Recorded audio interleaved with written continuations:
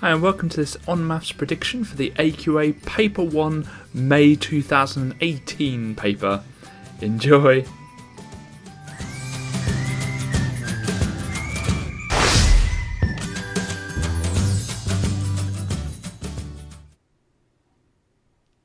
Hi and welcome to this On Maths prediction. So what we're going to do in this prediction is go through a predicted paper for the upcoming exam. Now what we mean by predicted paper is what we've done is gone back through the two exams that have already been sat for this, June and November last year, and we've picked out topics we think will come up again, and we've also picked out topics that didn't come up again. We've also looked through all the literature released by the exam board so that we can have a look at what they're hinting at will come up. And they've dropped some hints so far about certain aspects of this paper, which we've picked up on and put into this predicted paper. Now, this is, I think, the third year we've been doing predicted papers, and I say this every single year, and I hope that people are listening, which they clearly are, I hope. This predicted paper is not a be-all and end-all. Please don't use this as this is my one thing I'm going to do for the exam. I don't think anyone does, but I'm going to say this anyway. Use this as a revision strategy, just like you'd use a revision guide and anything else. It's a good way of just testing how your revision's going. And what a lot of people last year did was they did the test, had a go at it, see what they got, and then did the test a couple of weeks later to see if they've raised their grade. And just regularly doing the assessment will help you judge kind of what grade you're at. Now we construct these papers so that they're balanced by topic. So it's the example would say what percentage of each topic should be on the paper.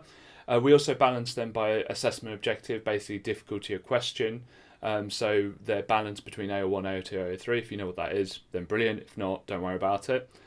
They're also balanced about grade. So the example would say roughly how much of each grade. They give it categories, but they're balanced along those. So it's an accurate paper in that regard. There are some questions that involve drawing and things like that we can't do perfectly, but hopefully we do it in a way that you definitely know how you'd use a compass or a protractor if you were asked to do that physically on paper. Now, those of you who've done predictions with us before would know that this entire paper is available on our website completely for free for you to try, and you can do it online. You can even register to save your scores, so you can have a go at the paper, come back a week later and remember what you got and see if you can beat your score. The website and this video will keep track of the grades as we go on, and on the website it shows you what grade you're at so far, and the difference between what your grade is and the maximum amount you could have got on the paper so far. So it's a really good tool to kind of judge what you need to do to get a grade 4, 5, 6, 7, 8, 9, whatever grade that you're looking for. The website also includes loads of other stuff. I'm not going to be able to go into all of it, but we've got topic busters are the main ones, which is every single topic at the new GCSE, and you can just go through and practice any topic you like. We've also got Demon questions, which are the hardest exam paper questions. I was talking about assessment objectives earlier.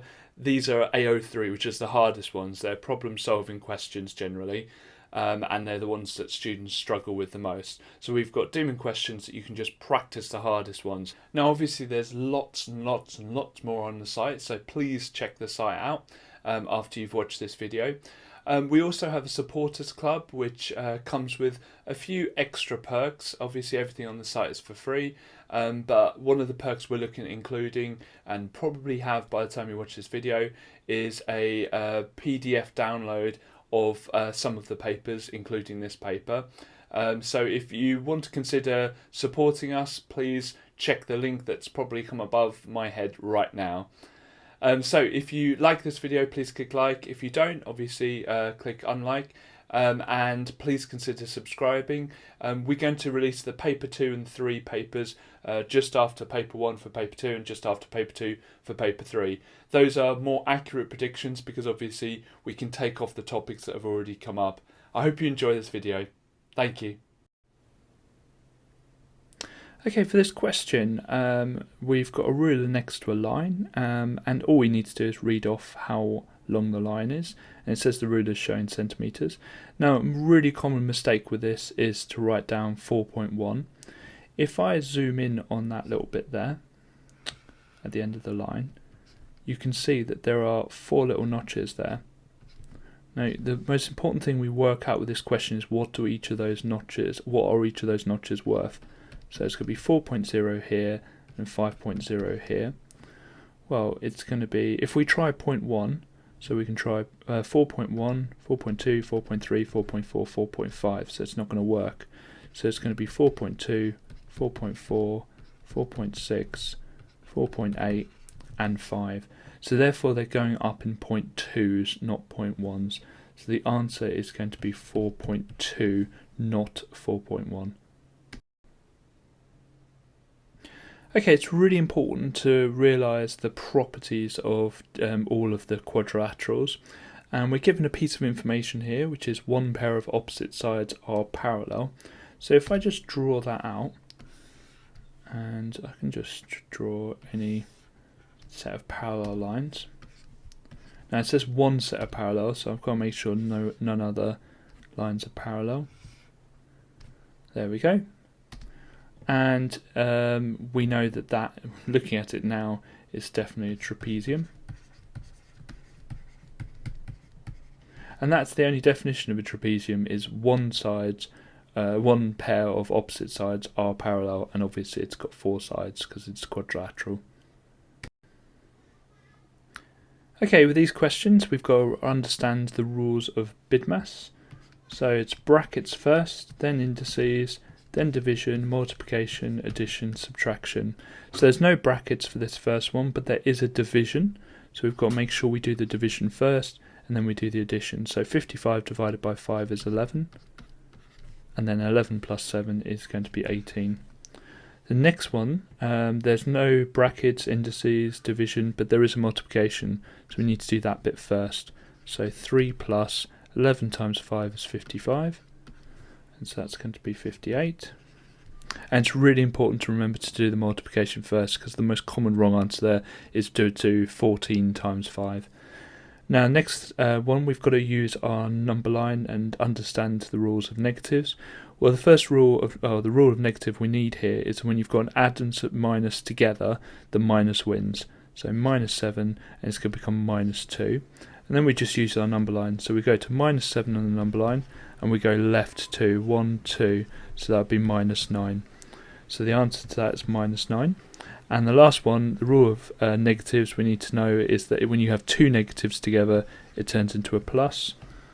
So if I write the right number, so it's going to be 2 plus 15, which is 17. Okay, so this question is about coordinates, and the biggest mistakes with coordinates is getting them the wrong way around. So point A, which is this one here, it's either going to be 2, 1 or 1, 2. And the way of remembering it is you always go across first and then up. You go along the corridor, up the stairs. Okay, so you always read off the x-axis and then the y-axis. So the coordinate is 2 because we go 2 to the right from the middle, and 1 because we go 1 up.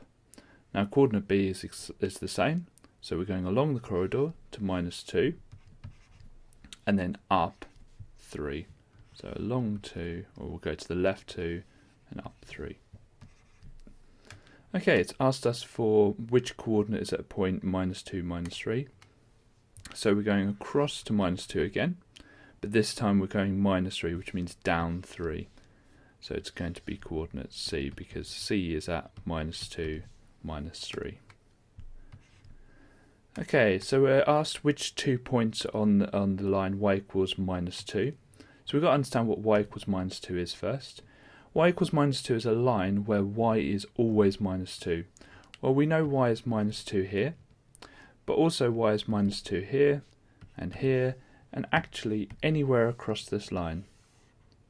And we call that line y equals minus 2, because y is always minus 2 along it.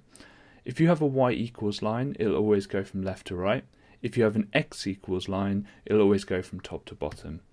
So the two coordinates on that line are D and E. So the 2 points on the line are D and E.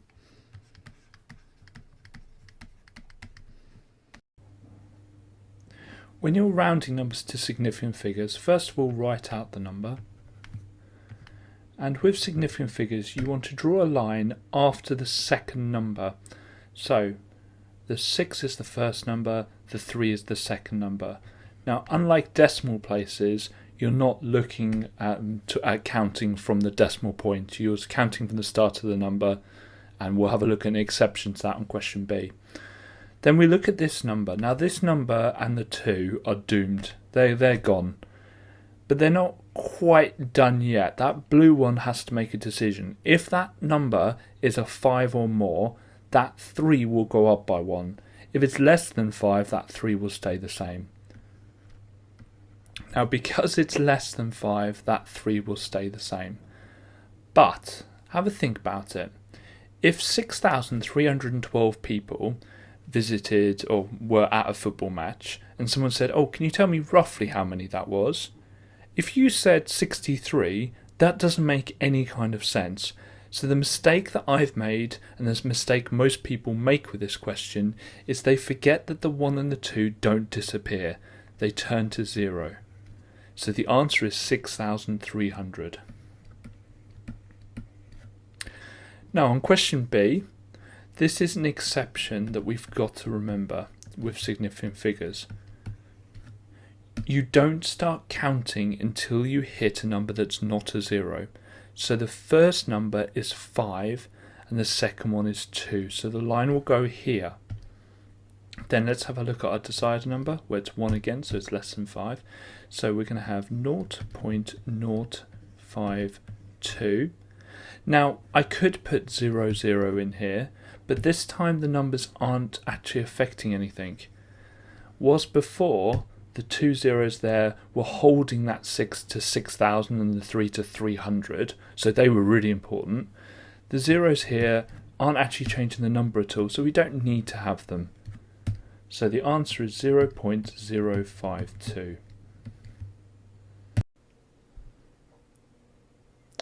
So for this question we're asked to find the percentage of the shape that's shaded. So there are 4 sections in total and 2 of them are shaded. So as a fraction that would be 2 over 4. Well, we can halve top and bottom, so it's a half. And you can see there that half of that's shaded. So what is half as a percentage? Well, a whole as a percentage is 100%. So a half as a percentage is 50%. And if you didn't know that, you need to just practice knowing the main percentages. A tenth is 10%, a hundredth is 1%, and a quarter is 25%. Okay, the next question says what fraction is shaded. So we need to know 2 things. First of all, how many squares are shaded. So 1, 2, 3.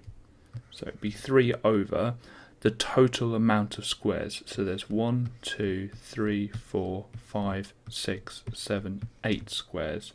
So the fraction is 3 over 8. For the next question, it says shade in a fifth of this shape. Well, there's 10 squares altogether, and we want to shade a fifth. So we need to find a fifth of 10. In other words, what's a fifth times 10? When you times something by a fraction, just divide it by the bottom of the fraction. So another way of writing that is 10 divided by 5, which is 2. A different way of thinking about this question is if you cut this shape up into 5 equal sections, those sections, the green sections, become a fifth. So if we want to shade 1/5, we just want to shade in one of those sections. And actually that's the amount of squares that our calculation just worked out. So it should be 2 squares. Now it doesn't have to be the 2 squares that I've shaded. As long as you've shaded in 2 squares, then you've answered the question. And the last question says write down the fractions there that are equivalent to a quarter. Well, a nice easy way of starting this question off is just write down things that are equivalent to a quarter. So what I'm going to do is I'm going to times top and bottom of this fraction by 2. So 2 over 8. So I've times them by 2. Then I'm going to times them by 3. So it would be 3 over 12. Then I'm going to times them both by 4, and I'm just looking at this original fraction here. I'm going to times them both by 4, so it would be 4 over 16, and times them both by 5, 5 over 20. Now all those fractions are equivalent, which means the same as a quarter. So let's have a look at our list. Well, we've got 2 over 8 there, so it's that one, and we've got 5 over 20 there. So my answer is going to be fraction B and fraction C.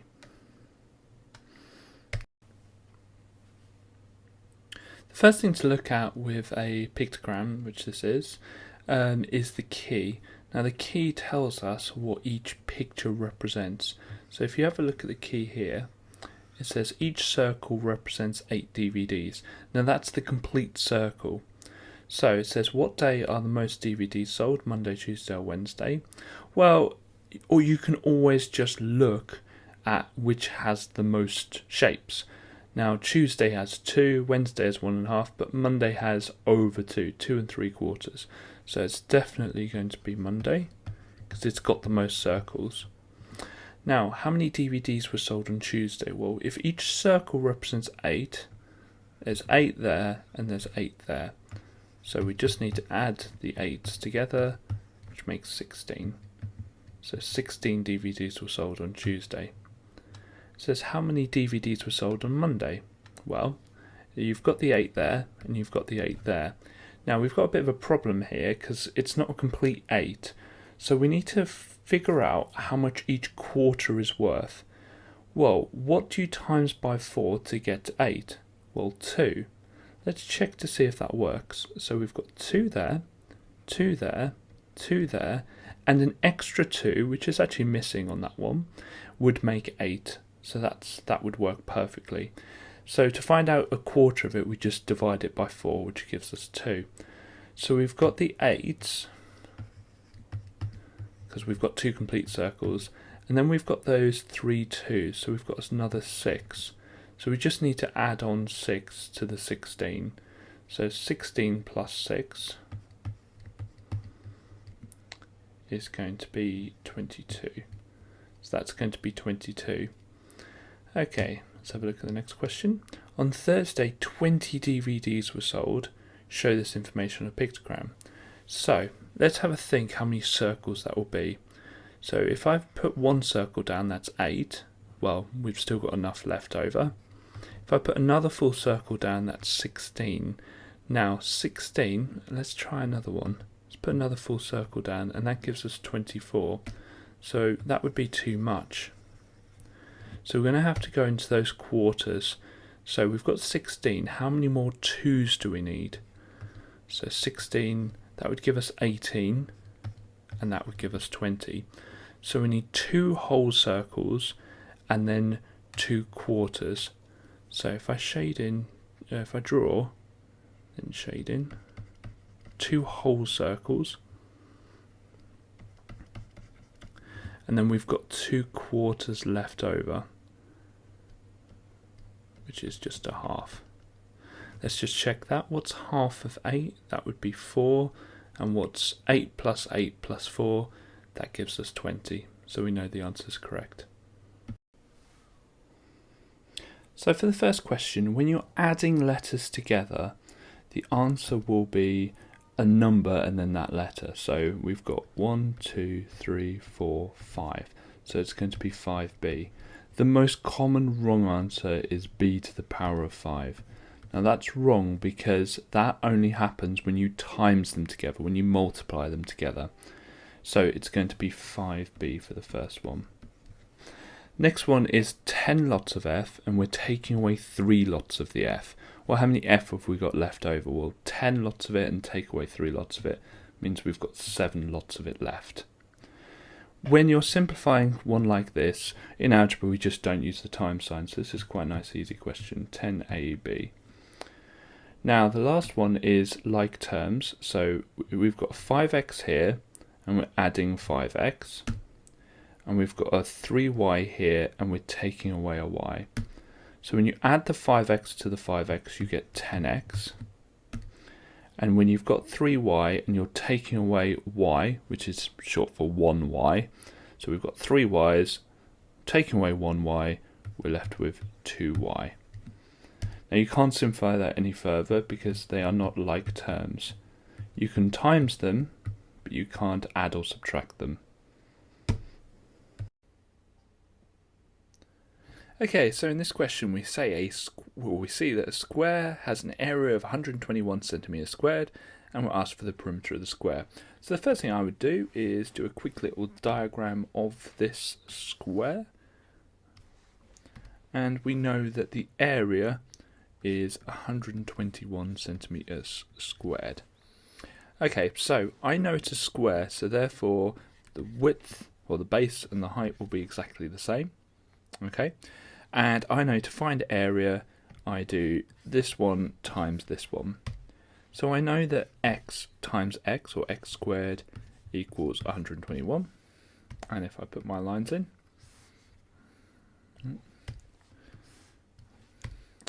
then I can square root both sides, and so x is 11. So I know that 11 times 11 is 121. Now the temptation is to think, right, I've got the answer 11, but it's asked for the perimeter of the square. So I know perimeter is the distance around the square, and each side is 11. So it's 11 plus 11 plus 11 plus 11, or 11 times 4, which is the perimeter, which is 44. So the answer is 44 centimeters.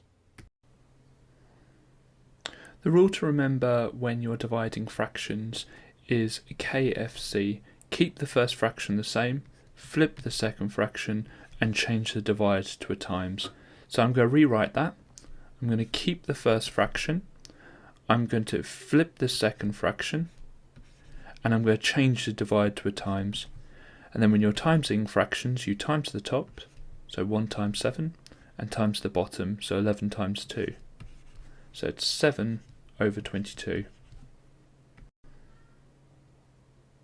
So this graph is showing how much a taxi charges against the distance travelled, and it asks us to interpret the y-intercept of the graph. Now the y-intercept is going to be this point here. If you notice, this is the point and when the distance is 0. In fact, the y-intercept is always when this thing here, which in this example is distance, is 0. So if you think about that in terms of hiring a taxi, that's how much you're charged before the taxi even travels anywhere. So sometimes we call it a standing charge or an initial charge. So the initial charge is, and then read off what it is, where it's £5. Okay, so in this question we're on a school trip, and it's best to break this question down into bits we need to work out. So it says 4 buses each carry 105 students. So the first thing I need to work out is how many students there are in total. It says 35% of the students are bringing their own lunch, so we don't need to worry too much about those students. A seventh of the students are buying lunch when they get to the theme park, and the question just basically says how many have not made plans for lunch. Okay, so find out how many students have not made plans for lunch. So they're not bringing their own lunch and they're not planning to buy lunch there. So let's do the first thing first, and let's work out the total total amount of students, and show the examiner what you're working out each time. So we're going to do 105 times by 4. You can do that any method you want, but it's going to be 100 times 4 is 400, 5 times 4 is 20, so it's going to be 420 students. So we've got 420 students in total. So next we need to work out how many are bringing their own lunch. So bringing lunch. Okay, so to do this, we're going to work out 10% first, which is going to be 42. Because if 100% is 420, that's how many students we have. 10% is, you just divide it by 10. And next we can work out 5%, which is going to be half of that, so it's just going to be 21. Next we need to work out 30%, because we need 35%. And all we do is times the 10% by 3, And again, I could do a bit of working out for this. So 42 times by 3. And you can use any method you want. A lot of you probably prefer doing the grid, which is absolutely fine. So 40 and 2 and 3. Obviously, if it's on the calculator paper, you can obviously just use a calculator. But either way, you get 126. So it's going to be 126. Now 35 would be these two added together. So it's going to be these two added together, because 5 plus 30 is 35. So 35% is going to be, and I can do a bit of working out here, so 126 plus 21, or the other way around, 741, so 147. Okay, so 147 students are bringing lunch. Next, so buying at park. So students who are buying at the theme park, it says a seventh of the students. So to find a seventh, all we do is we get the amount of students, which is 420, and we just divide it by 7. And again, you can do this any way you feel comfortable doing, although this is a bit easy because 42 divided by 7 we know is going to be 6. So 7s into 4 don't go, so carry that on. 7s into 42 are 6, 7s into 0 are 0. So it's going to be 60. So students left.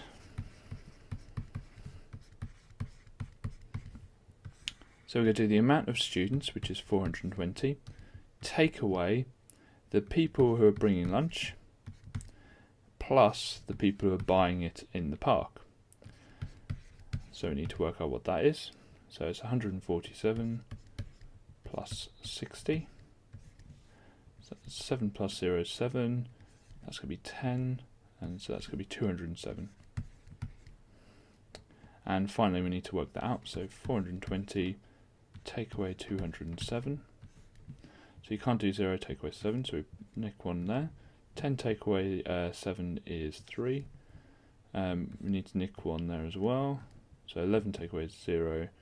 Oh no, I don't need to nick 1 there, do I? So we've just got 1, so that's 1. 4 take away 2 is 2. So the answer is 213.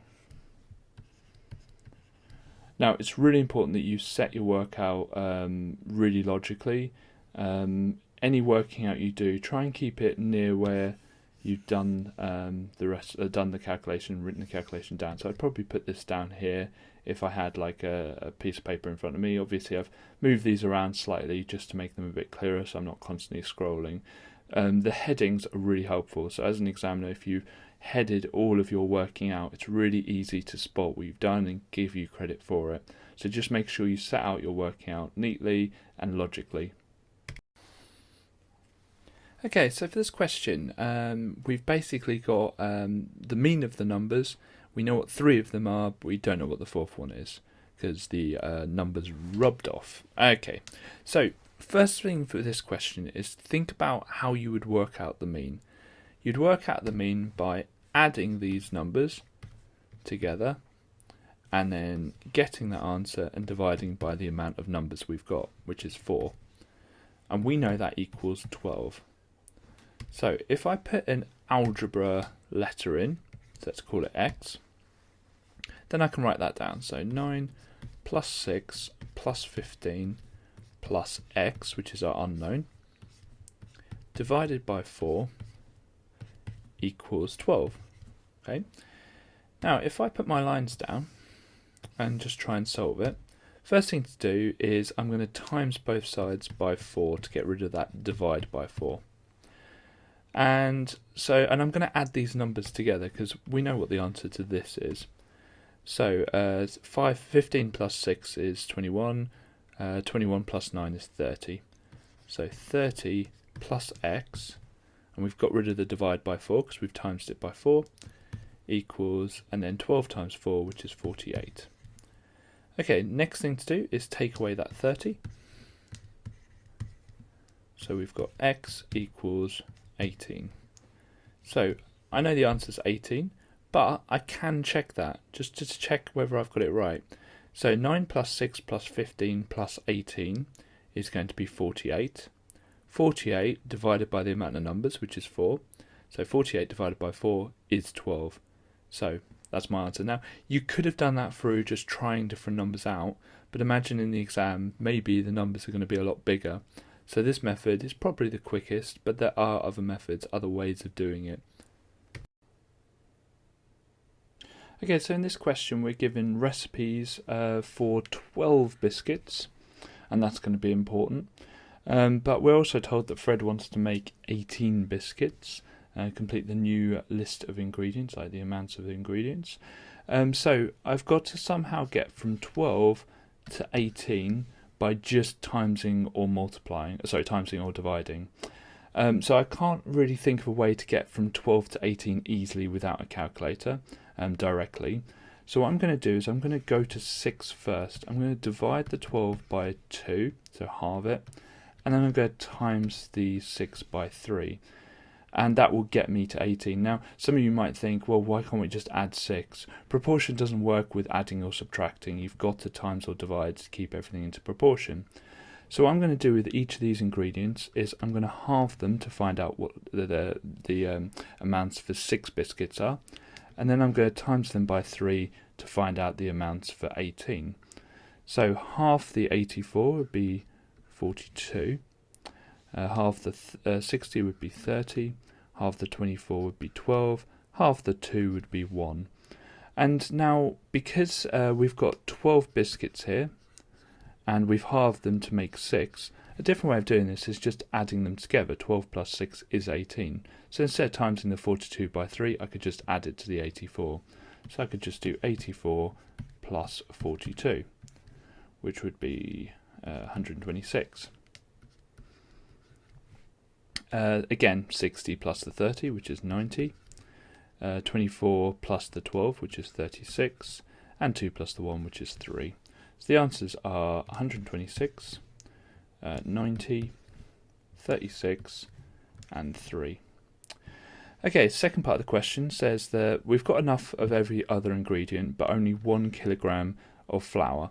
Now, first thing to note here is that 1 kilogram is 1,000 grams. So that's really important to know for this.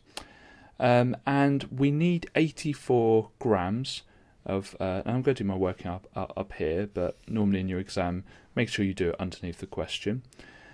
So we know that 84 grams gives us enough for 12 biscuits. So I want to work out how much 1 biscuit would be. So I'm going to divide both of those by 12, so that I can work out exactly how many biscuits I can make. So it's 84 and then divide it by 12, which you can do any method you want. The answer will be 7 grams. So 1 biscuit's going to be 7 grams. And now we've got 1,000 grams. So what we want to do now is we want to work out how many 7s there are in 1,000. So we need to do 1,000 divided by 7. And this isn't the only way of doing this. Now, to do 1,000 divided by 7, what you could do is just keep going through the 7 times table. You might start off with 7 times 100, which is 700, and keep going there. Or you might use the bus stop method. And there's loads of different ways of doing this question. So I'm going to use the bus stop method. 7s into 1 don't go, so that 1 carries on. 7s into 10 go once, and then we carry the 3. 7s into 30, well, 5 times 7 is 35, and 4 times 7 is 28, so it's going to be 4 with 2 carried on. 7s into 20, well, 7 times 3 is 21, 7 times 2 is 14, so it's going to be 2. Now, we could carry on and push on the 6 remaining, but actually it just shows us that we've got 142 whole biscuits and then some biscuits left over at the end. So we're only interested in how many biscuits he can actually make, which would be 142, but he might have like some flour left over, but it wouldn't make a biscuit. So the answer is 142. Whenever answering questions involving ratios, always just double check that you read the question, because here it might look like the total is £35, but if you read the question it says Adele and Bert received £35. Now, to do this question, we've got to first of all work out how much Adele and Bert are getting in the ratio. How many parts? So Adele gets 3 parts and Bert gets 2 parts. So A and B parts equals 3 for Adele and 2 for Bert. So that's 5 parts in total that they get. Now it says they receive £35, so we need to work out what 1 part is worth. So to find out what 1 part is worth, we do the £35 that theirs is worth, and we divide it by 5 because they have 5 parts in that ratio. 35 divided by 5 is 7. So 1 part is worth £7. Now Chris has 6 parts, so Chris, we're doing now, he has 6 parts. So we do 6 times the £7 that each of his parts are worth, so it's going to be £42. And it's really easy to make mistakes with ratios questions by not reading the question, so just make sure you double check that you understand what the question's asking. Question A seems like a really complicated question, but it really isn't. If you think about what you know about a rectangle, you know that opposite sides of a rectangle are equal. So if you just write down x plus 1 is the same as 12, and then solve it. So what we're going to do is we're going to take away 1 both sides. Then x equals 11. So we know that x is 11. Let's check that out. It says here x minus 1. Well, what is 11 take away 1? Well, it's 10. And that is the same as that. So we know that x equals 11. And that's it. Question B. Have a think about what you know. You know that all angles in a triangle add up to 180. So we know that if we add y, 2y, and 3y together, it's going to equal 180 degrees. So again, let's just get our lines down so that we can solve it. So 1y plus 2y plus 3y, well, that gives us 6y in total. And then what we need to do is get rid of that times 6 there by dividing 6 both sides. So y equals 180 divided by 6. Well, I know 18 divided by 6 is 3, so I know that's going to be 30.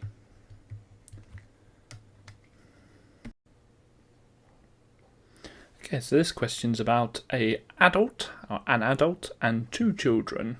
So we've got David Smith and 2 children. So there's 1 adult and 2 children. But the prices shown are not quite right because there's a discount. There's a 5th off adult price and 30% off the child price. So let's work out the adult price first. So a 5th off. Well, first of all, let's work out a 5th of £70. So to work out a 5th, you can just divide 70 by 5. Now I know that 10 5s are 50 and 4 5s are 20, so that's going to be 14. So that's going to be £14 he gets off. So therefore the price will be the £70 take away the £14. So 70 take away 10 is 60, take away 4 is 56. So he's going to pay £56 himself. Let's do the child price. Okay, so it's 30% off the child price. So we want to do 30% of £37. Okay, let's do the equals down here to give us some room. Well, I know that 10% is going to be £3.70, and then I need to times that by 3. Okay, so I could just times it by 3. Let's have a think. I could do 370. I could do it in pence, and then just times that by 3. So 370, and then I can just do times 3. So I can do a little grid. And if this is on the calculator, then obviously you just type it into the calculator. And obviously that's going to be 0, so we don't need that one. So it's 900. That's 21 with a 0. So 900 plus 21, 210 even, 0, 1, and then 11. So that's going to be £11.10, and so we want to work out the price. So it's going to be £37, take away £11.10. So if you take away 10 it's 27, take away 1 is 26, take away 10 is £25.90. Now that's for one child, so that's one child. So if I want two children, I want to do £25.90 times 2. Now I know 25 times 2 is 50, 90 times 2 is £1.80, so that's going to be £51.80. Okay, I'll move down a bit and let's do the total. So the total is going to be the adult price, which is this one here, plus the two children price, which is that one there. So I want to do 56 plus £51.80. And again, if you've got a calculator, you can just type it in, but let's do the column method. £1.80, and then people like putting the zeros in. So that's going to be 0, 8, 7, 10. So that's going to be £107.80.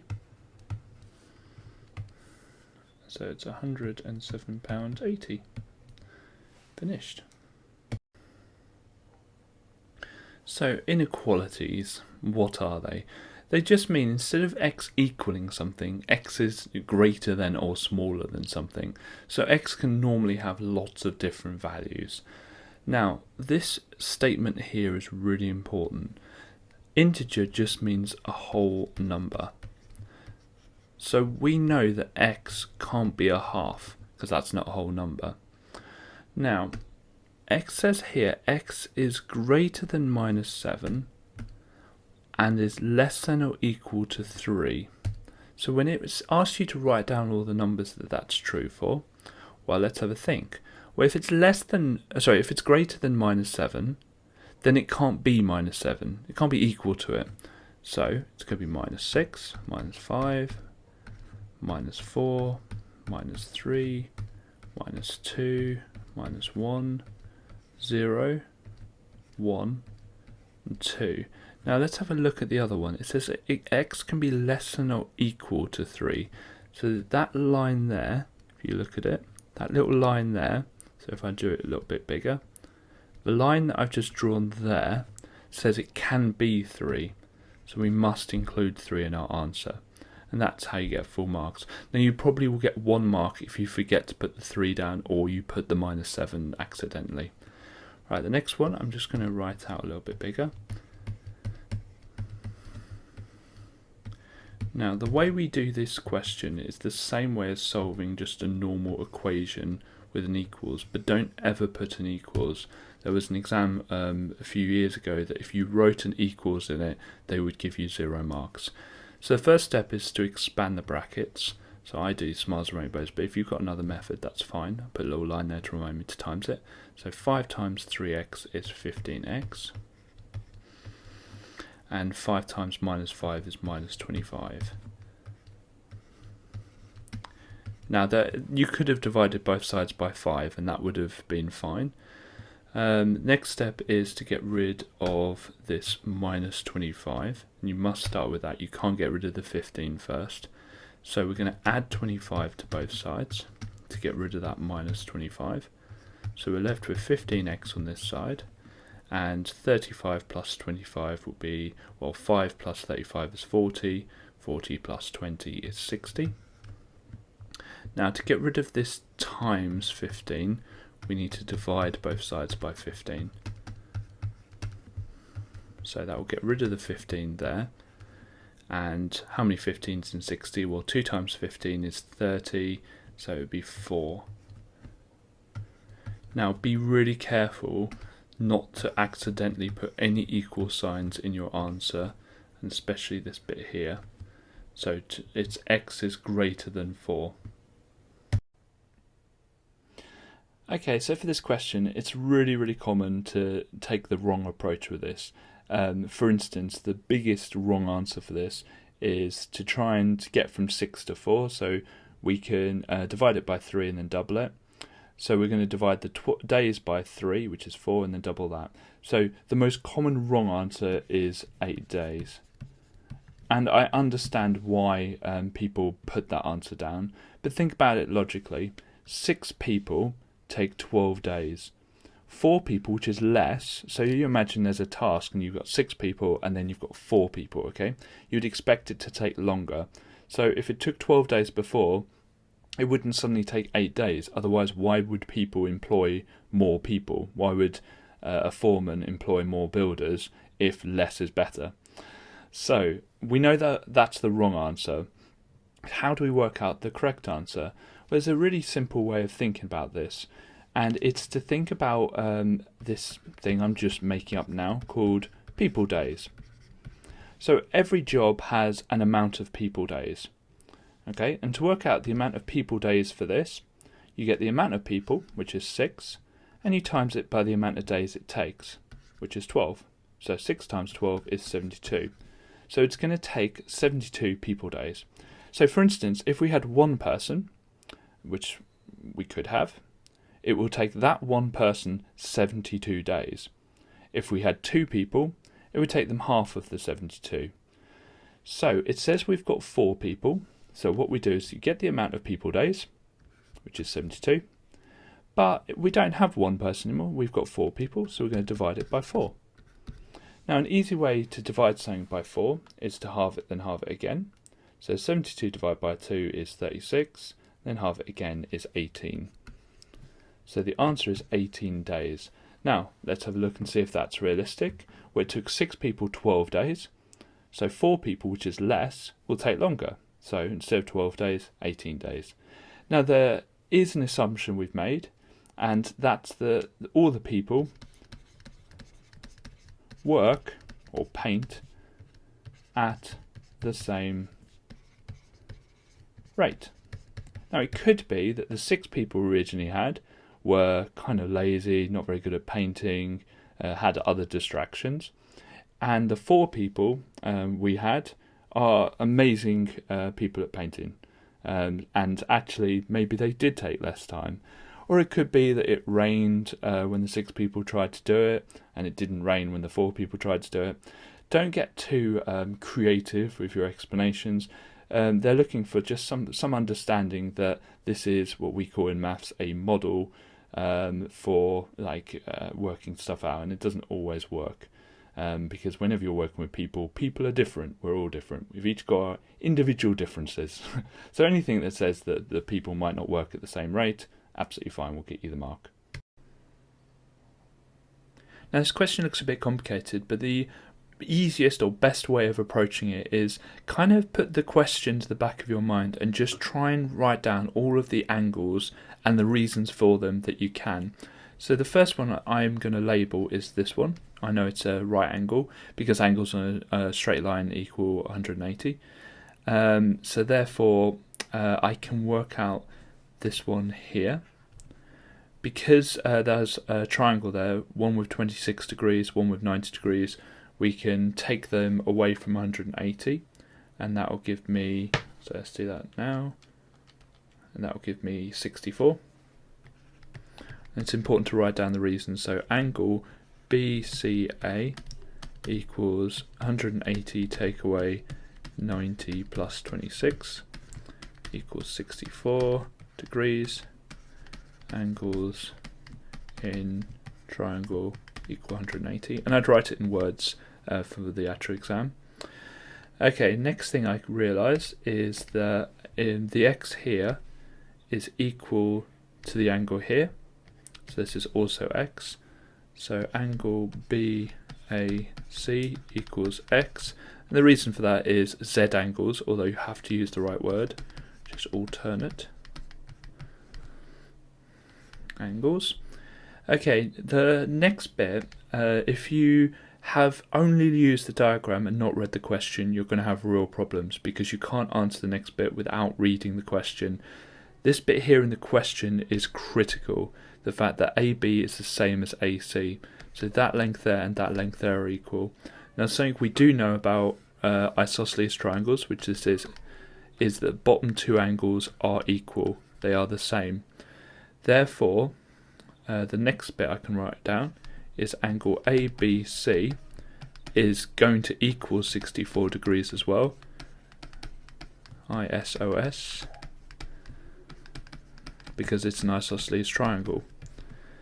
Now we've got all of the angles, so we know that x plus the 64 at the bottom plus the 64 on the right hand side, so 64 on the left hand side plus 64 on the right hand side, we've got the 64 there from the previous question, equal 180 degrees, because again angles in a triangle equal 180 degrees. Equal 180 degrees. So we can finish it off by solving it. So I put my lines down. So we add 64 and 64 together, which would be 128. So x plus 128 equals 180, and we're going to take away the 128 from both sides. So we do 180, take away 128, which is 52. Now this isn't the only way of doing this. There are other methods. You could have tried to find this angle here, and those of you who are really good with algebra can try and understand why x will always be twice the angle here. So that's a little bit more of a challenge for you if you want to do that. So when conducting a survey, you've got to make sure that you are looking into a few areas. The first area is to make sure that your questionnaire is fair, that it's not swaying the person's opinion with leading questions. The second thing you need to be careful of is that your sample is what we call representative. It means that everyone from all different areas have a view. So for instance, if you were looking at investigating the school canteen and you only picked people who use the school canteen, then it's probably going to be swayed towards how wonderful the canteen is, rather than the people who don't go to the canteen, who probably don't go because they don't like the canteen or because they bring packed lunch. The other thing that you need to look for, and there's quite a long list, but the other main thing you need to look for is that your sample is big enough. If it's too small, then it can't possibly be representative. So when it says select 5 names, 5 people is not enough for a proper survey. So my answer to this is step 3, and I would say sample is too small. Okay, this question looks quite confusing because it says the weight of the sack is 19 kilograms, but then it asks you for the smallest and largest possible weight that it could be. So it seems quite confusing at first, until we realise that it is rounded to the nearest kilogram. So the first diagram I draw out is just a line, and I put 19 in the middle. And I think to myself, right, what was the next one down that it could have been? If it wasn't 19, if it was less, what's the next one down it could have been? Well, the next one down would be 18. And then I think, well, what's the next one up it could be? Well, it could have been 20. It's not 18 or 20, it's 19. And then I think, well, what's the cutoff point between 18 and 19? So I draw a line down here, and the cutoff point would have been 18.5. So if it was 18.4, it would have been rounded to 18, but 18.5 or more, it's rounded to 19. And I do the same on the other side. So I draw a line between here and here, and this time I think, right, what's the cutoff point for this one? Well, that's 19.5. Now, this second one's a little bit more complicated, because you might think, oh, actually 19.5 would round to 20. So it's 19.49 recurring. Yes, you would actually be true. Unfortunately, 19.49 recurring is actually the same as 19.5. So for our smallest possible weight, we put 18.5, and for the maximum possible weight, we can actually put 19.5, even though we know that would have rounded to 20. Now this works because it's a continuous scale. If you were doing amount of counters, say if it was 19 counters, or I don't know, 190 counters to the nearest 10, then the lowest one would be 185, that would be fine. But the highest it could have been before it was rounded to the nearest 10 would be 194, because you can't get like a 0.1 of a counter. So just be wary of that if you're working in discrete calculations, so things that can't be 0.00001 or something, then you do like 4 at the end of it for the maximum. But if you're working with heights, weights, things like that, then 19.5 for this one is absolutely correct. Okay, I'm just going to write this out to make it a bit bigger. Now we're asked to make A the subject, which means we want A equals. So I'm going to put my lines down. Now the first thing I need to do is get rid of that square root, because if you look, the right hand side is all trapped in that square root. So what I'm going to do is square both sides. So we've got t squared equals, and when I square the square root, it just gets rid of the square root. Okay, next I need to get rid of that 3, so I'm going to take away 3 from both sides. So we've got t squared minus 3 equals 10a. Then I'm going to get rid of that 10. Now that's a times 10 there, so I need to divide both sides by 10. Now I could divide the t squared by 10 and the 3 by 10, or I can just write it as a fraction, which is a lot easier. So just put the whole thing over 10. So therefore a equals t squared minus 3 over 10. Now it's really important that if the letters are capitals, we keep them as capitals. If they're lowercase, we keep them as lowercase. It does matter what case the letters are, so if it's uppercase or lowercase. Okay, so the most important word in this question is this word here. As soon as you're asked to estimate something, it means you're going to round all of the numbers to normally one significant figure. There are a few exceptions like square roots where you round it to the nearest square number. So we're given this formula here, and we're given 4/3 times pi times r cubed. So what I need to do is write down what I'm rounding everything to first. So that pi, we know pi is 3.141 blah blah blah blah blah. So I'm going to round that to 3, and I've done a mistake there. I've said equals, and what I should write is a kind of little squiggle equals, meaning roughly. Okay, and r is roughly, well it says radius is 3.22, so that's roughly 3 as well.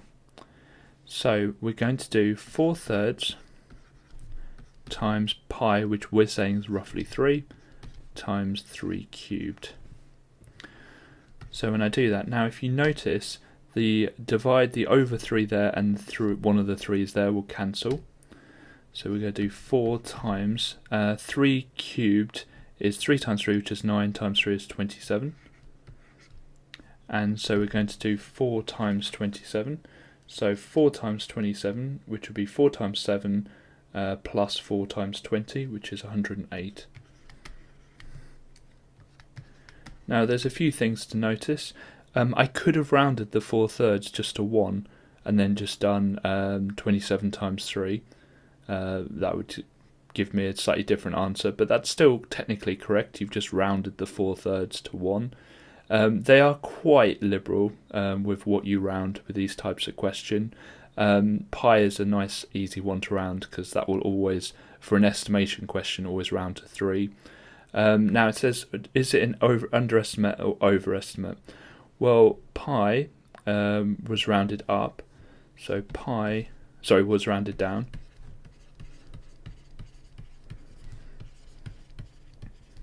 And the radius was rounded, well, it was 3.22 and we've rounded it down.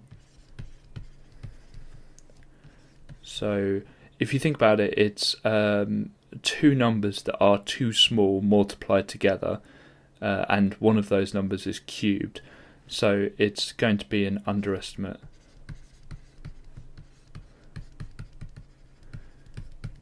Now be careful, if there's a division in the question, you'll end up with a situation that it's going to be the opposite for the bottom number. So for instance, a over b, if we rounded b down, that would actually end up with a bigger number. So just be careful with division and subtraction with these, but when you're adding or multiplying, if you're rounding them both down, it will be an underestimate. Okay, for Venn diagrams, it's really important to understand the notation. This symbol here means union, it just means or. It means it can be in A, or it can be in B, or it can be in both. So it's any number inside either circle.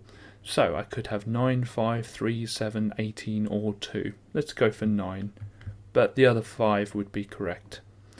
This symbol here, I always view it as an and. I always put a little line there to say A for and. And it means it needs to be in A and B. It can't just be in A, it can't just be in B, it needs to be in both. And there's two numbers that fit that bill, 3 and 7. So I could write 3 or I could write 7. Now this little symbol here, okay, and it's an A with a dash. That dash there means not. So we're looking for numbers that aren't in A and are in B. Well, let's have a look at where not A is.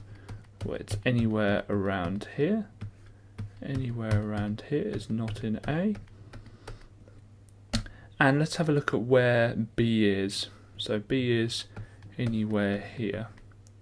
So the numbers that overlap both of those are the 18 and the 2. So it's 18 and 2. So there are two numbers that fit that bill. So that will go at the top of our fraction. And there's 1, 2, 3, 4, 5, 6, 7, 8 in total. Now I can simplify that a little bit to make it a quarter. And so my answer to that will be 1 over 4, or a quarter. Okay, so we have a set of simultaneous equations, and I'm just going to start off by just writing them out to give myself a bit more room, because it's a little bit too small otherwise. So I'm just copying out the question. Now, there's a list of things we need to do for these, and there are different methods. I'm just going to go through the main one. The first thing is I need to get either the x's or the y's the same coefficient. So the number before them needs to be the same, ignoring signs. Now looking at this, and I'm going to label these A and B. Looking at this, if I double A, then the x's would become the same because they both have a coefficient of 4. So what I'm going to do now is I'm just going to write 2A. So I'm going to double everything in A. So double the 2x to make 4x to make the x's the same. Double the 5 before the y, so that's 10y now. And double the 24 to make 48. Now, next, I need to probably, and it's normally the case, if I write down B again, it just makes things easier. So I'm just going to literally copy down B underneath. Okay, so next I'm going to remind myself that I'm working downwards now. So I just put little circles around these to remind me I'm going downwards. And I need to look at the sign before the letter that I've made the same coefficient. So I'm looking at the x's and I'm looking at the signs before them. If the signs are the same, we are going to subtract. If the signs are different, we're going to add. And it's that simple. Okay. Now the signs are the same because they're both positive, so we are going to be subtracting. So a minus there, a minus there, and a minus there. Okay, let's start. 4x take away 4x is nothing, which is good because it needs to be nothing. 10y minus 3y. Now two minuses make a plus, so that's 10y plus 3y, which would be 13y. And we've got 48 plus, because the two minuses make a plus 4, which is going to be 52. I'm going to put my lines in. Okay, next I need to do 52 divided by 13. And we're going to do both of these divided by 13. So we've got y equals, I think it's 4. So 4 times 13 is 52. So yeah, y equals 4. Then I'm going to pick one of the equations from the question and I'm going to substitute the 4 in. I'm just going to pick the top one. So 2x plus 5 times 4, because we know that y is 4, equals 24. And again, put my lines in. So it's 2x plus 20 equals 24. Take away 20 from both sides. 2x equals 4. Divide both sides by 2. Extend my lines a little bit. And x equals 2. Now if you've got time in the exam, you can check that that's right by using the second equation. So 4 times 2 is 8. 3 times 4 is 12, and 8 take away 12 is minus 4, so we know it's correct. So x is 2 and y is 4.